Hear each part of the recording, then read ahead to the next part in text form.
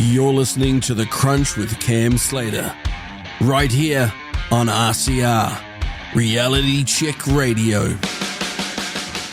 Love him or loathe him, you can't deny that Brian Tamaki is committed to making New Zealand a better place, whether it is through his church or his Man Up program, or now through his political party.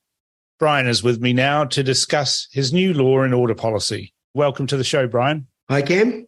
Nice to be here. Good. Good to have you here on The Crunch. Mm-hmm. And we need to crunch some numbers from what you've released on the policy yesterday.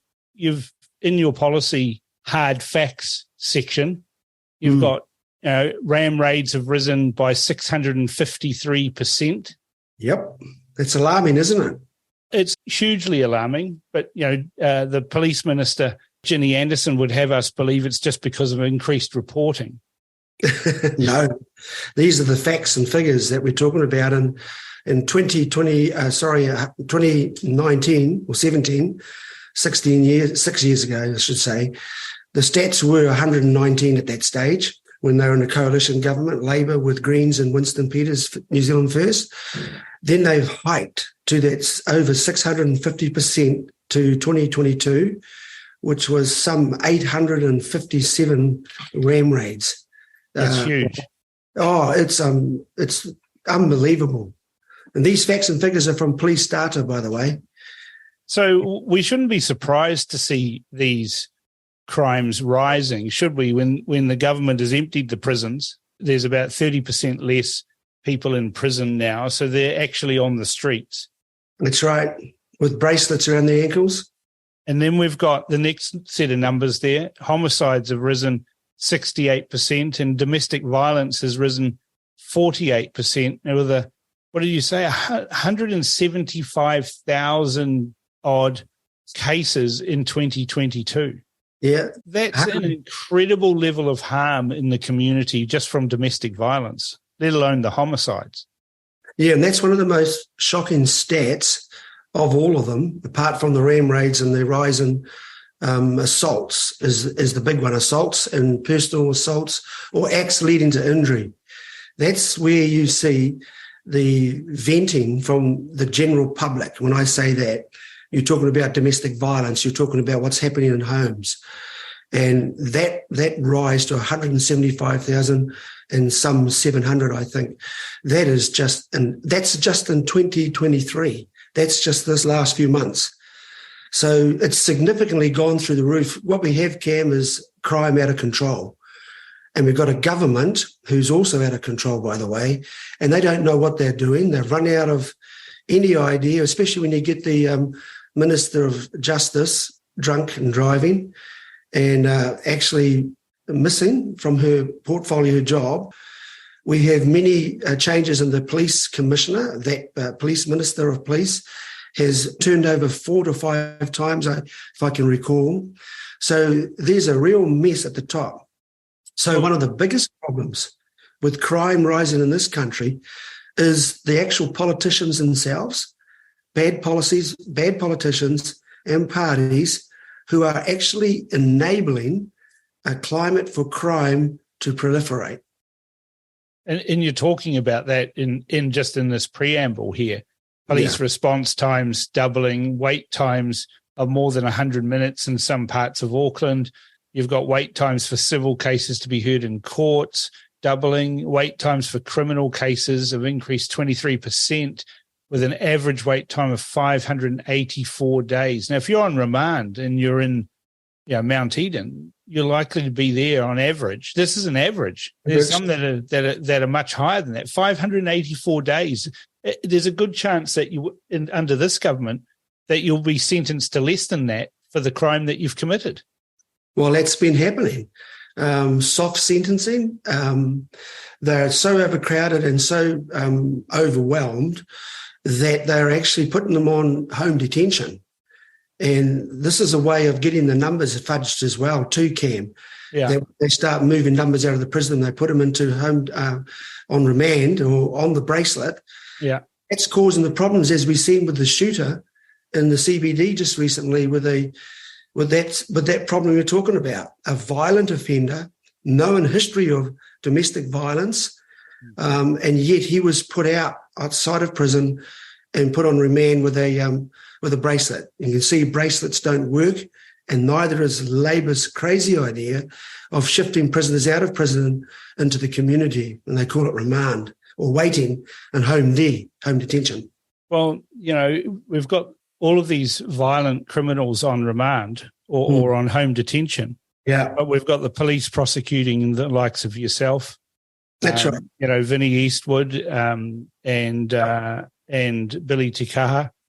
And then you've got the guy who was recently sent to jail for posting a video of him shooting a picture of Jacinda Ardern. But you can beat up your missus, you can choke her half to death, you can break bones in her neck, and you get home detention. You don't even go to prison. There seems to be a disconnect between what the police and the judges are doing with regards to crime and what the general public wants to see and hear coming from politicians and judges and the police.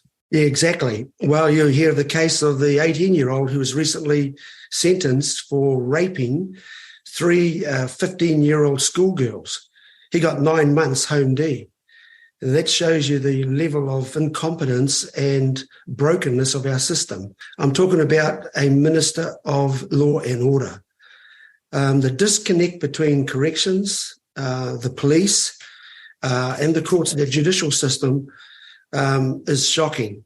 The lack of communication, we are seeing now that they are independently working from each other, and one doesn't know what the other is doing, and having an understanding of how not only they can get on top of crime, they have no idea about how to rehabilitate and to reintegrate these people back into society so it's safe for the public again.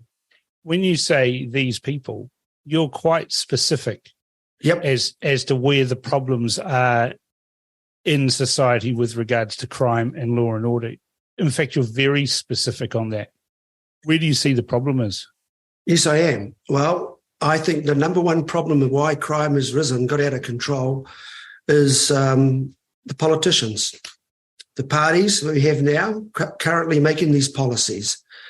You've got to see that over a period of time, it's not just Labor who are toast, really, and the way that the present judicial system, corrections and the police have been performing or functioning is utterly unbelievable. And they cannot any longer be in charge of that. But I would also say to you, National and Active are no better. National just wants to put them in boot camps, which has failed already, and throw away the key to iwi and say, you deal with it. And I think David Seymour, some of his law and order policy up, I had a look at the other day, was he's going to smash the gangs. Well, okay, so we're going to have gunfire and gun shootouts on the streets. But we have to do something in that area where people have got to see that what they have formally voted for has failed us. And to continue to vote for National, Labor, or anybody else, in fact, that's currently in there, is a recipe for disaster, proven by history. Aren't Labor and National different sides of the same coin, really? Yeah, well, I see National as the other cheek on the same arse. And David Seymour, an actor, stuck right up in the middle. And basically that's naughty, but that describes pretty well how we're treated. We've just got an absolute great big bum up there or down there in Wellington. Yeah. It's got to be removed or fixed. In the wasp's nest. Yep. You've said very specifically, though, that we have a man problem and we've got a problem with Maori crime as well. Yep. Aren't you at risk of being called racist, Brian? Call me what you want. The thing is, the public need to know the truth, and I think that I'm only saying what everybody's thinking. But more importantly, the stats and facts again tell us there's a Maori crime problem. And so if you identify the problem correctly, then you can apply the proper solutions and answers to those problems. And what we're seeing here, without any doubt at all, we have to deal with crime that's been generational, and it's deep, about 3 or 4 generations of crime that's become a part of the Maori way of life. So no one gets better results with Maori than me. And how do you do that? Well, we're already doing it. And I've got a program called Man Up currently, which has now been running for some 10, 12 years. But in the last 7 or 8 years, it's particularly mastered how to deal with some of these, society's worst nightmares and people who we see most of the crime committed. Māori are overrepresented in every negative statistic that's going, and particularly in prison numbers, like well over half, I think something like 53% are Māori men and a whopping 78% are women in the women's prison. You'll find that mostly who goes to jail mostly and gets back in prison is Māori. So we definitely have a Māori problem. The last time I looked to see if a ram raider was blonde, blue-eyed, I couldn't find one. And that is the facts. So, Cam, we've got a solution for the Māori problem. And with Man Up now working consistently well across the country, in Australia, where it's getting all the Aussies joining it now, actually. Again, Aussies taking something from New Zealand because here we're a bit slow to uptake because corrections have kept us out. Yeah. This government doesn't want Man Up in there either. And that's been a continued battle since we were at the stairs of Parliament about 6 years ago. And they just did not want a bar of it. But privately, the Minister of Justice at that time, Andrew Little, wanted Man Up in the correction system. And he said himself, along with Seymour, also Judith Collins from National, and Winston have all said, and we've got that recorded, and it's on here, of course, they said that Man Up is no doubt the most successful program, not only in prevention and intervention, but in the transformation and then integrating them back into society again. There's a lot of people out there, but in particular from the Maori Party, that will say that these statistics show the inherent racism of the justice system, the colonisation of New Zealand and colonisation of the law and order system, and that we need to decolonise justice and decolonise New Zealand, and then the statistics will get better. What do you say to that? No, it's not a race problem. It's a human problem. Yeah. And crime is not a race condition. It's a human condition. It's not based on your skin colour or a culture. It's a human condition. And as I said before, we're all part of the human family. If you start isolating race-based politics or race crime, you probably categorise crime into a race category, you're in trouble. And we've seen this already, Cam, with the kaupapa initiatives and a lot of the Māori initiatives that have been running. And I can say to you, with multi-million dollar, actually billions of dollars behind it, have failed. You just look now at the present stats again and the facts that tell you that not only is National and Labour failing us for safety and reducing crime, Māori is also failing themselves in trying to do this. And so that's why I say Man Up is not a Māori solution. It's a human-based solution to a problem that works. It works with European. It's working with Australians right now in Australia. Man Up's working also in Europe. It's working in India. So it isn't a race problem. It's a human condition, and we have found a way and be able to help these particular people involved in crime, that's Māori, and how to properly rehabilitate them, not the way they get rehabilitated now. This doesn't work. Then they are brought into a transformational community where they're taken out of their old associations and they're with people that they look like them, and they are people who have been where they've been, now are living a successful and a prosperous life. That's the way you properly integrate them back in from gangs, from broken homes, and from a life of crime. It is possible. It's not an event, it's a process. Transformation is a process. So you've got to have that process right. And the way that the corrections department treat it now, it's like an event, or you do this particular program we put to you, tick those boxes, and after that, they're let loose again. And they're not properly transformed. So recidivism is very high, and they end back in prison after they've either robbed, they either committed a crime or rape or whatever, and they're back in prison. Isn't that the problem we've got? We've got generations of criminals who have been brought up in a criminal lifestyle, and their only role models have been criminals, and that's the only way that they know how to behave in society is as a criminal. And what you're saying is that your new transformational family program that you're proposing with this policy will break that cycle. Yep. Well, we offer them a better alternative. You exit the gangs, you're going to come into a place where you can legally work and prosper, have what you need to live a good life with your family, that your children can be educated better, that you can have the work that suits you, and that you make a good living, and you are out of the life of crime, and you have a future. So we have thousands of families of men that are in that beautiful position now that have made it. They've exited the gangs, and we've broken the cycle of dysfunction in these Maori families, because many of these young ram raiders don't have fathers. Or if they've had a dad, it's been a bad dad or a dangerous dad. Or a part-time dad. Yeah, part-time dads. And that's what happens. So Maori have adopted this culture, unfortunately, because they need money. Everybody needs money to live, pay your bills, and get ahead.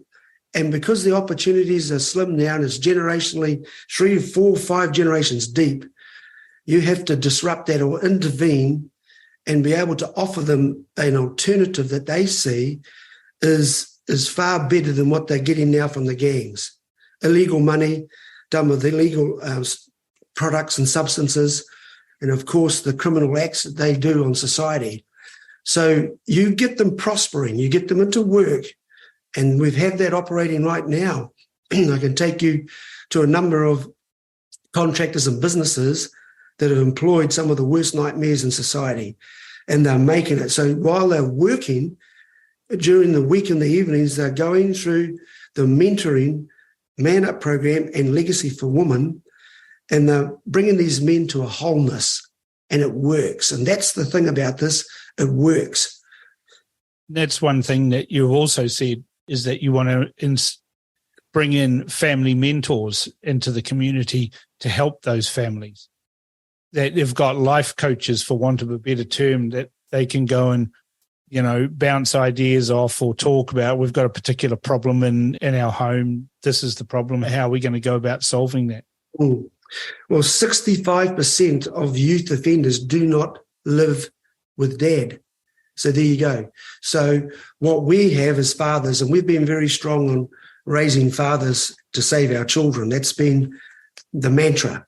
And what we believe is a man problem in this country. Everywhere you go, the man problem being that if you don't have fathers to affirm and to validate their kids and raise them properly, then you cannot expect these kids to have some proper role modeling and have a future or see something that has hope for them. So with our program, we have whole communities that they live with, and they're able to be mentored, not just in talk and you sit around in a circle like some of the conventional rehab programs. This is one where you watch, you see your role models, you live with them, you work with them, you go fishing with them, take them hunting. Then they see how we treat people, how you talk to your wife, how you treat other people, what your whole world involves. So it's a life context that transforms people by almost more as caught than taught. Yes. And that's the Maori way. And so a lot of programs that you have done by Europeans, and I say this respectfully, does not understand that in Maori, they love the context of doing, seeing and being with in a natural environment rather than being in a room just confessing what you've done wrong and then promising after 10 weeks that you're going to do good and then walk out the door. A number of years ago, we used to go to lunch with my mates, and we had lunches at the church. There were a group of gang members would meet up beforehand, and it was the start of the Grace Foundation, which was created by David Latelli. Yeah. And I used to drive up in my ute, and these guys would be all outside, talking and everything, covered in tattoos. I well remember one day in summer, they're all in shorts and singlets, and there was ankle bracelets everywhere. And, one of the guys came up to me and he says, "Oh, are you a hunter?" And I said, "Oh, yeah, I am." And he said, "Pig hunter." And I just got talking to him. And then he said to me something that was really strange. He says, "Mate, you're not afraid of me." And I said, "No, I'm not afraid of anybody, mate." He says, "Oh, well, I've got all these tattoos." And I said, "Well," I said to him, "Mate, I find it very hard to be afraid of anybody who'd let somebody scribble all over their face like that." And he just cracked up laughing, and he says, "You're definitely not afraid. Why is that?" I said, "Because you're just people. You're just people, and you've run into trouble." And he goes, "Oh, I've been in prison." I said, "I know. I can see on the tattoos." He goes, "Oh, you know about that?" He says, "I've killed people." I said, "Well, that's pretty bad, but I'm still not afraid of you." And I found that interacting with these guys, they look fearsome, but they just really want to be ordinary people, even though they've done all these terrible things. And a lot of people are too afraid to talk to these gang members and the people who have come through the crime. I don't call it a justice system. I call it a crime system, because all we're doing is processing criminals, and they end up living with criminals, and their mentors are criminals. And all we're doing is fostering a crime system here. That's right. The saddest thing of all of this is that almost all of those people that I banged into outside those lunches were almost all Maori. But all the solutions that are being proposed and aren't working, and we can see they're not working from the statistics, are all focused on Maori. So you've got a solution to that, haven't you? You're saying that funding should not be race-based. It should not be anything of the programs should not be race-based. They should be family-based. Exactly. But the key, though, is you're saying let's get away from race-based funding. Can you talk a little bit more about that? Well, Māori have been given basically billions, not millions, billions of dollars. When you see Willie Jackson and the Maori caucus and the Labour Party, they've received $1 million almost for the 5 years they've been in there. For the 3 years of that five, over $1 billion on top of the millions that go to Maori kaupapa. And these are the Maori initiatives to try and get on top of this problem. And yet it's got worse, Cam.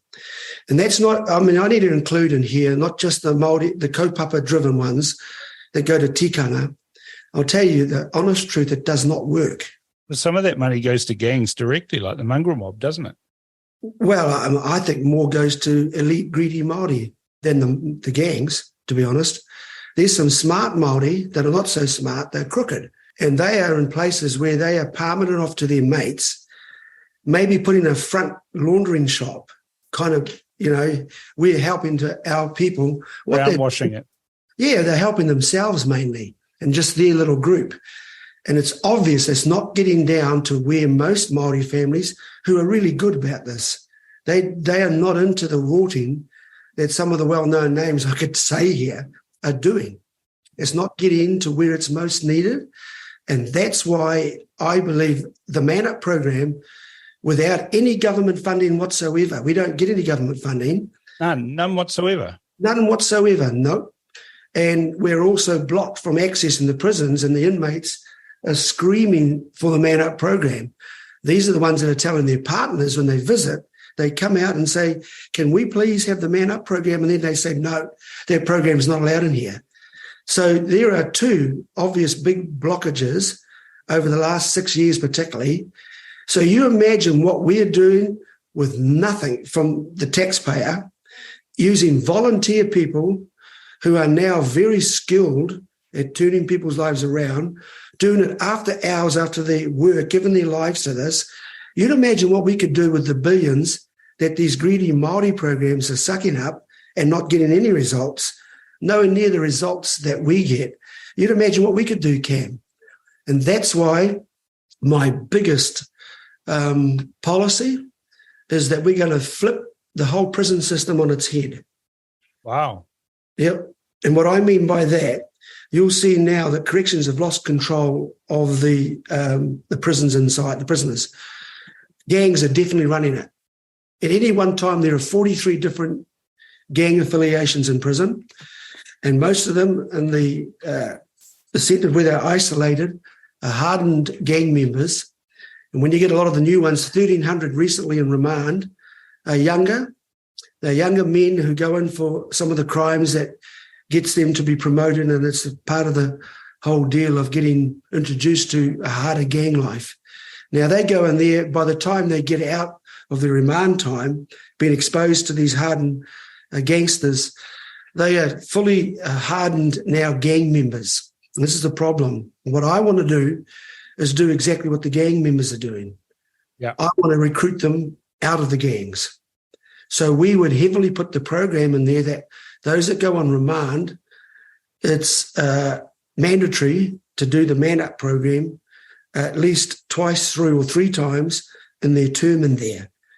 And we would we've got an gang exit plan that every person that comes in there will be interviewed in a room with the right interviewers, giving them the option to get out of the life of crime and joining gangs.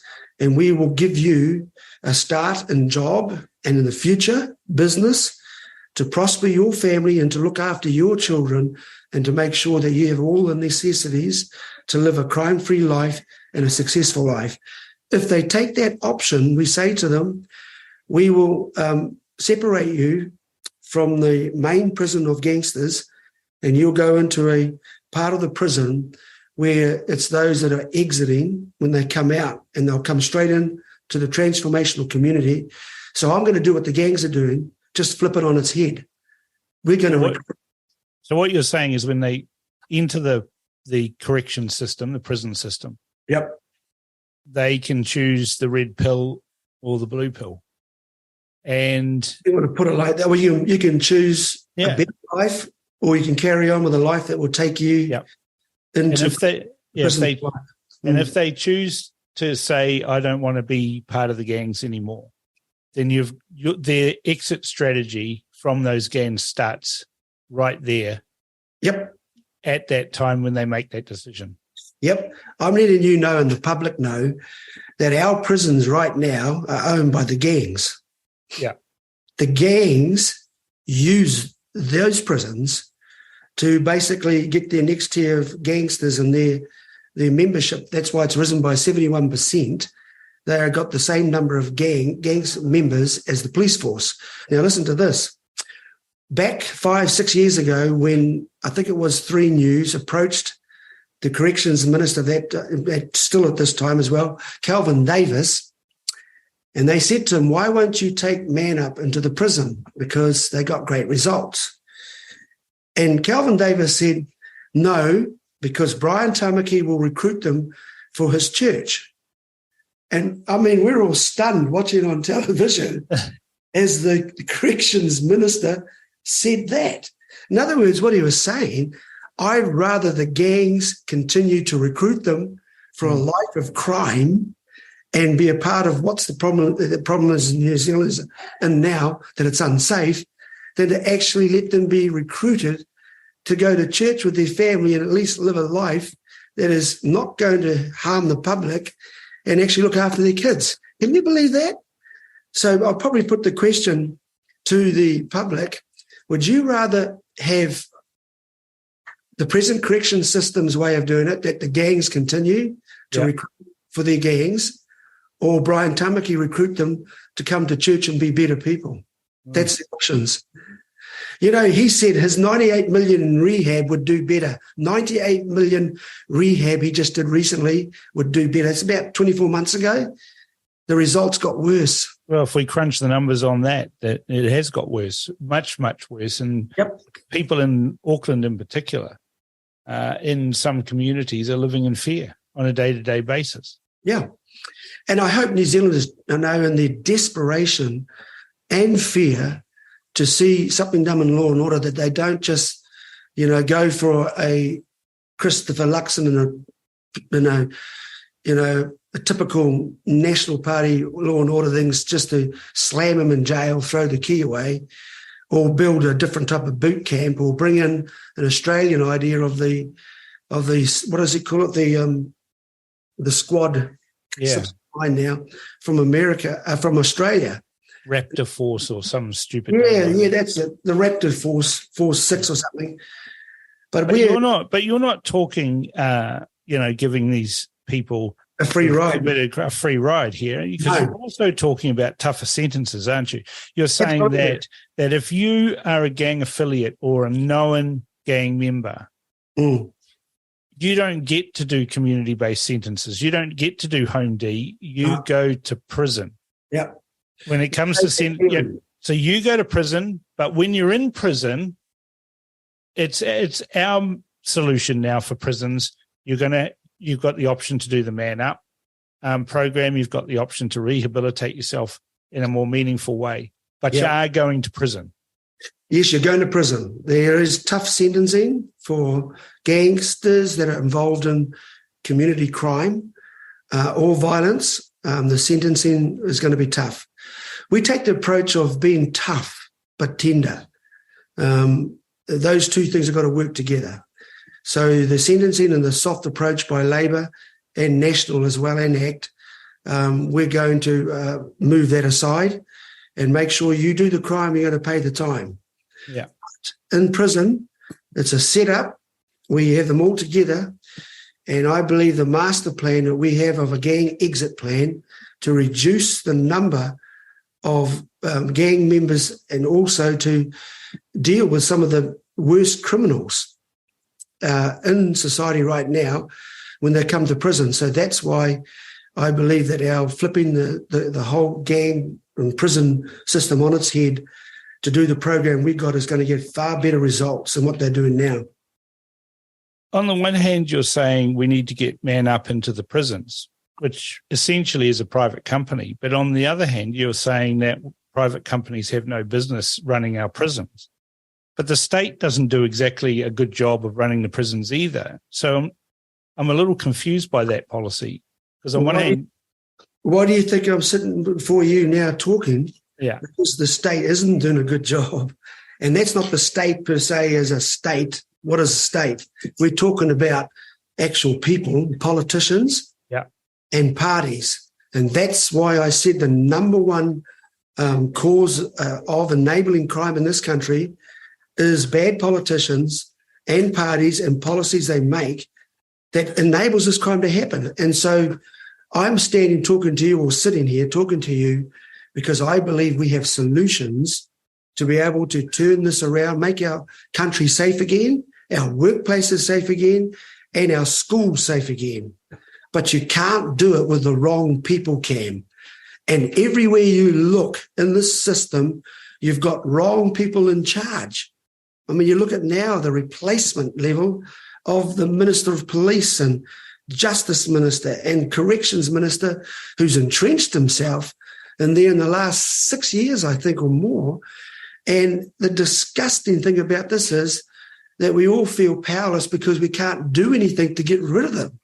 And that's why this election will be the most important election in New Zealand's lifetime. And I'm appealing to the public of this country to consider this law and order policy is the only one that's going to get the job done, make you not only feel safe, but be safe.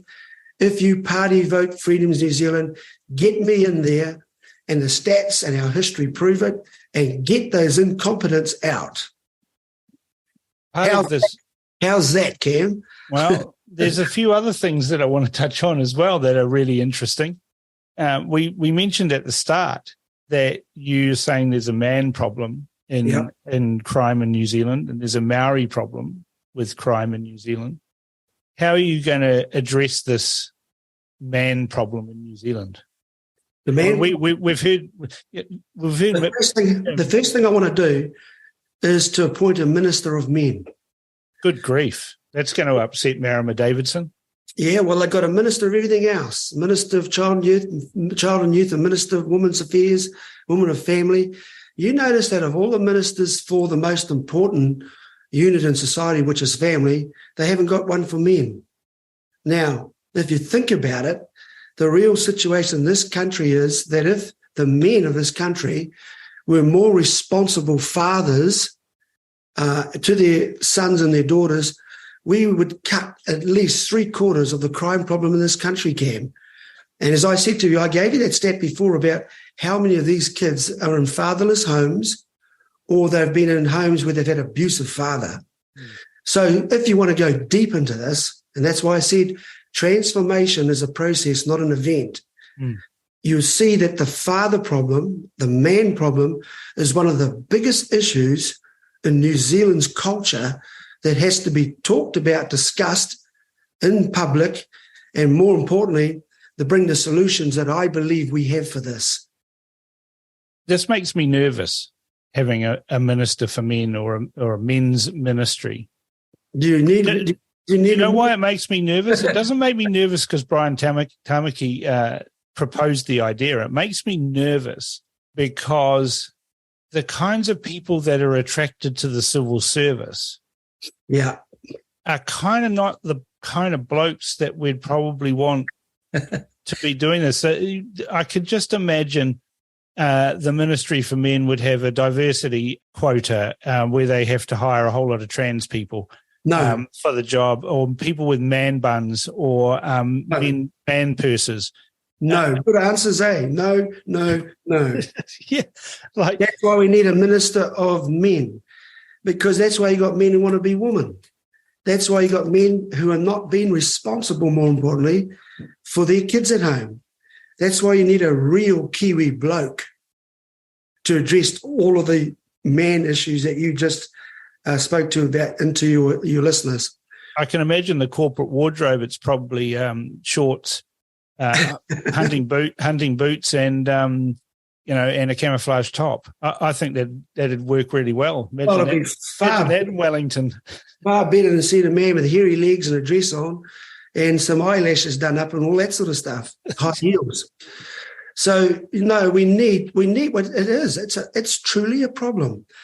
Sons need to be mentored. We don't have kids now, in our days now, that have a father that truly teaches them great values. And we're talking about values and life principles. And here's another one, morals. Just what is right and wrong. What is wrong now with families teaching them what is a man, so their boys know what a man is, to grow up being proud to be a man, validating their daughters so they don't go and try and find it everywhere else in society. And if you've got men who are being great family men, it's not the job of the government to tell us what our kids are. It's the job of a man, the father, to affirm the gender of his children, not even schools. Schools are not the first place of education. Home is. So if you get the home right, everything else is going to come right. And I think the collapse of family has been the collapse in our societies, has been the rise of crime and the out of order we have in our government departments is right down to making the man know who he is and healing him and giving him his responsibilities. That's a big step in the right direction and getting our whole society right. That's good, isn't it? Well, I can hear the critics now, saying, well, Brian Tamaki is not the right kind of man to do that sort of thing. But then again, they'll never produce who the ideal man is. And look, I hear what you're saying. I'm just wondering how we can implement that. Easy. Just look at the fruit, the results of the person talking. My 4-generational family is very healthy. I've raised a great human, development program in my life, as well as the churches here in Australia. I've been a hardworking Kiwi on farms, raised on the farm, forestry, had my own company or business, played rugby. I'm a musician and love fishing and hunting. I'm your ultimate True blue Kiwi. Ride motorbikes? I've got a motorbike, got a car, got a truck. I love my country. Yeah. I'm a patriot. So if anybody wants to fire bullets, go ahead. Let the dogs bark, but this caravan's moving forward. And if I add up to being able to do the job, does it really matter about what my belief is? Does it really matter what I look like? Does it matter what my faith is? If I can get this country safe, reduce ram rating figures down to pre-labor, I can make your workplace safe, I can make our streets safe and clean it up in 180 days if you put us in. If I don't, I'll walk out in shame.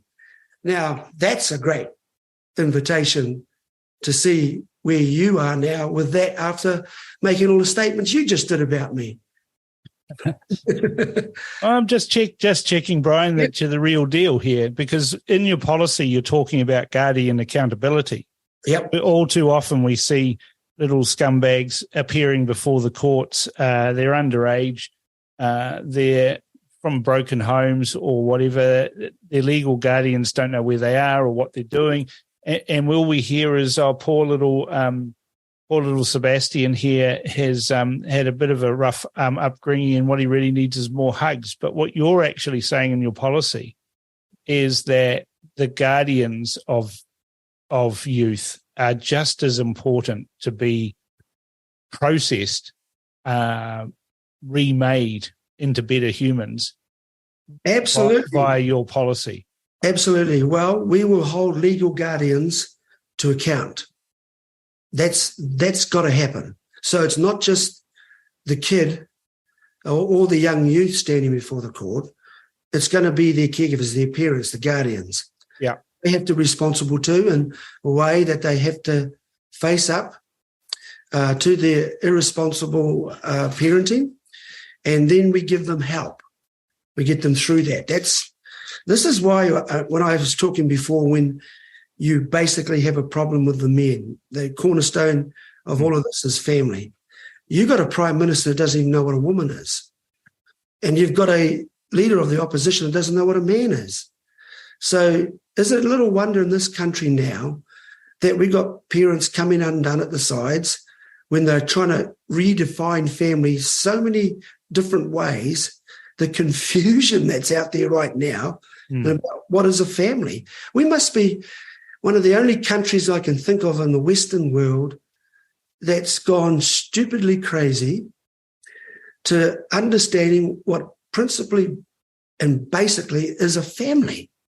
Now, honestly, for me to talk like this on your radio show, to say that a father and a mother is still the only way to not only have children, because a man can't get pregnant, let's put that to sleep, but to raise kids so you don't have criminal families passing on the criminal lifestyle.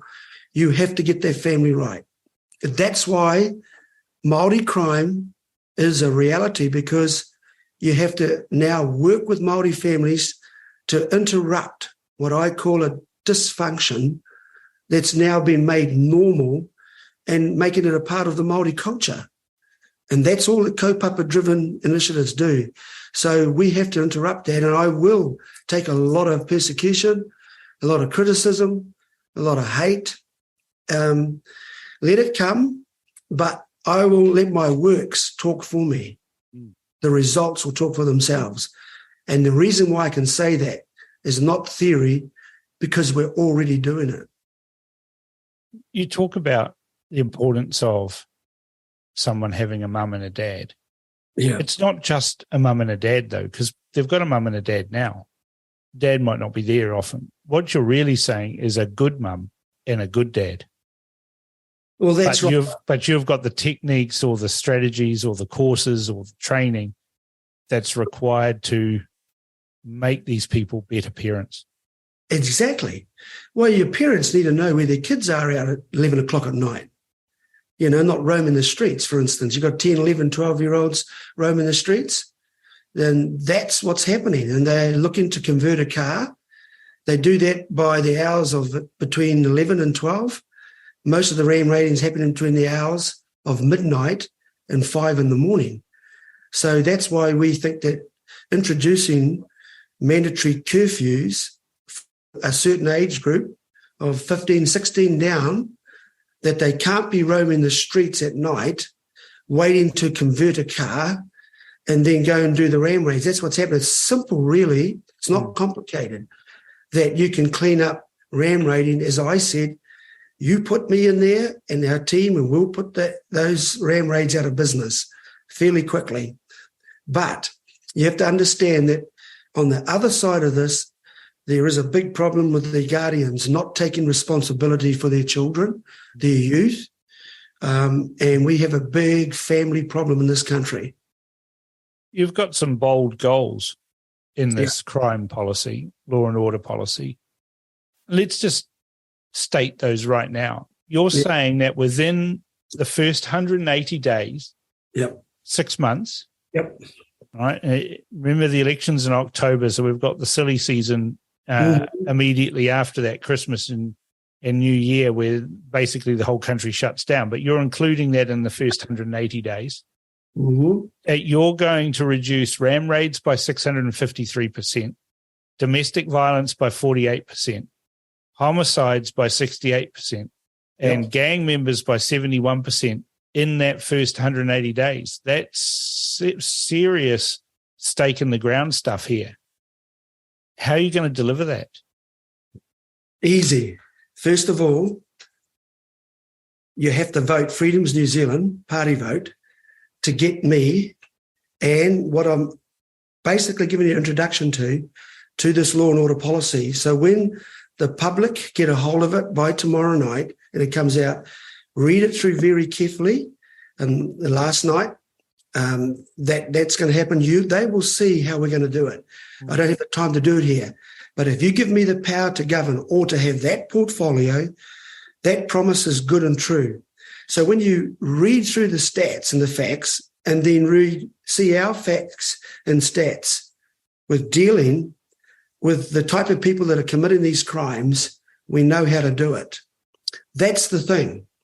We are already doing it, Cam, but we have been prevented from actually having a better influence on the crime that's happening now, and we certainly don't get any of the taxpayers' money. As I said before, if we even had a quarter of what the corrections are wasting and not working, not only can we fulfill that promise, but we can also rehabilitate far better so that those people don't have to take up prison space and we have less. So a need for the Minister of Law and Order to make this change, that's what we've got to have, a Minister of Law and Order, so that minister then works with corrections, with the police force and the justice system. That Minister of Law and Order is myself. So you're saying Brian Tamaki is, if you're in a position to form a coalition, because that's the reality of politics. Well, the reality of that is the New Zealand public are going to want a safe New Zealand. Then put your vote to something you know that already has history that it works. They don't have history that works. It's failed. It's a simple observation. And so I'm saying, there it is. If you want change, I'm your man. If you want law and order to be proper and functioning and working for the public's satisfaction, then you've got to vote, party vote, Freedoms New Zealand, and National and ACT, which will probably be the next government, accidental one, I may say, the desperation of New Zealand to get rid of Labour. Then you make them include us for that portfolio. And that will be recognised, breaking the 5% threshold, and let's look at, say, between 5 to 10%. That would easily be to go to Luxton and ACT to say, well, here's the people speaking. The people want law and order done properly, so you must give this to Freedoms New Zealand, Brian Tamaki, to take that portfolio and work with them. That's what people do. They tell politicians what they want, not politicians telling us what they want. In order to get that 5%, you're going to need 150,000 Kiwis. 170,000. Yeah, 170, 150, 170, depends on the vote. Mm. What's your plan to get that 150,000 votes, given the track record in attracting votes in the past? I've never stood before. This is my first time in standing myself. Right. I've supported others, but now I'm putting my own bacon out there because I believe it's the right time, with my experience, to stand for the public of New Zealand who are crying out for safety and law and order. So I believe that with Sue Gray as the co-leader, yes, together with the parties that have joined and united with the Freedom New Zealand umbrella, we are a great alternative to the same old parties that New Zealand keeps voting between, backward and forward. And they say that when you keep doing the same thing over and over and you expect a different result or want a different result, it's called insanity. And that's what we've been doing as a population. Halfway through their term, National will screw us, then we all run back to Labour. Halfway through Labour's term, they screw us, and guess where the public of New Zealand put the vote for the next election? Guaranteed. That's one gamble you can take. They go back to National. We've been doing it for 88 years, and we're still losing. So for goodness sake, New Zealand, be bold, take a risk. And here's a good party. We've got good experienced people. We've stood for you. We've fought for our families, fought for our faith, for our flag, and for our future. It's not a gamble, really. We've got history, good history, and we'll do the job. So I think it's the right time in this election to put a party vote to Freedom New Zealand to at least get us through to take the law and order policy, to get that minister and basically in action, and to change the future of our country to be safe and prosperous again. Well, you've certainly shared with us a different vision for corrections, justice and crime in New Zealand, and it's certainly worth diving into in detail that we're able to do here at Reality Check Radio. And I appreciate you coming on The Crunch, Brian, and hopefully we'll have you on the program again closer to the election, and then we can... To the 14th? Then we can gauge exactly how well you're doing. Yeah, good, Cam. Hey, look, I've enjoyed it. Thank you so very much for having me on the show. Oh, you're welcome, Brian. Wow. What do you think about those law and order policies from Brian Tamaki? They're certainly different, but with his proven track record and success in changing people's lives, perhaps we should have a look at giving these ideas a go. It's ambitious, but it could be worth a crack, since what we're doing currently is not working. This is The Crunch with Cam Slater. Conversations with a side of controversy, right here on RCR.